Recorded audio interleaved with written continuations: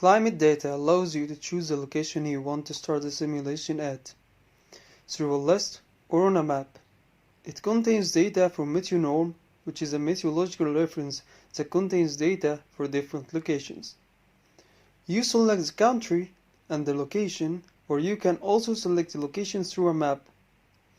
Let's open the map by clicking the Earth's icon. Serve the map of the location you decided to work on. The locations with the green bin icon has already been created before. You can choose those locations by selecting the countries in locations or writing the zip code. You can also choose a location by clicking the green bin icon on the map. I may search the locations here through typing a keyword in the filter here. If you can't find the exact location you are working on, you can create it and the software would interpolate the results through the existing data. So select climate data. You can start by searching for a location which is near to you, by typing a keyword in the search tab or entering the zip code. Let's say we want to choose a location in Harlington in West London.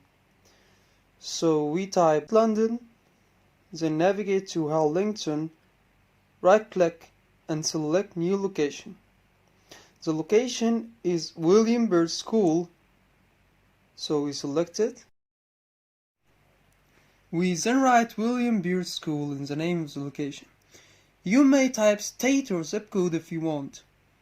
You then have to select either to interpolate the results from the METEONORM library or by simply entering the data measured through surveying a monthly basis. Also, write the measurement period, for example from 2010 to 2020. Write also the source of the data entered. Now I select interpolate from METEONORM library. So let's wait for METEOSync. And now you can see the location is in the list of the locations of the UK. Then press OK. You now can see latitude, longitude of the location, the annual sum of the global radiation, and the global radiation or irradiation is energy received from the sun with the radiant energy received from the sun on a surface per unit area of the surface. It contains direct normal irradiance, which is perpendicular on a surface, or simply we can say it's energy received on a surface through direct sun rays. It also contains the energy received from scattered sun rays and also energy gained from reflected sun rays to the surface of the PV panel. Direct, scattered or reflected irradiance are in the same direction of the direct, scattered and reflected radiation or irradiation, except for that irradiance represents power and the irradiation represents energy. Back here we also can see the annual average air temperature. The resolution is set by default to be an hourly basis, which indicates the data was updated each hour and then the average annual was taken. We can update the values in minute basis by selecting simulation parameters, then simulate minute values as it gives more accuracy, and it's really recommended when you oversize your panels or the inverter. Usually the module's characteristics at STC or standard test conditions are measured against a standard solar spectrum. The solar spectrum indicates solar irradiance against different wavelengths of light. It's a part of STC and it indicates the module receives 1000 watt per meter square irradiance. So the manufacturer could measure the characteristics of the modules at STC or at the conditions at which the power of the PV panel is at its peak.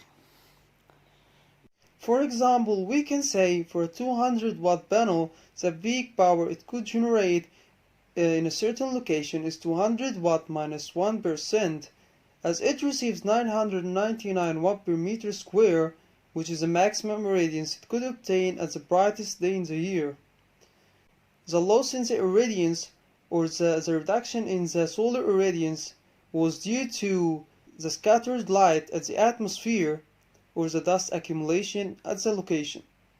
Some locations experience losses due to deviation from the standard solar spectrum as optical or heat losses at the atmosphere. The deviation is usually 1 to 2% maximum. 1% is used in some locations in Europe. However, you can neglect the 1% losses and set it to 0, but it may induce some errors in the locations that experience deviation from the standard spectrum. You can refer to the manufacturer datasheet or subbar to set the parameter, or you can set it to default, which is 1%. We can save the data as standard, so when you create a new project, the location will be set by default to the locations that you select to save.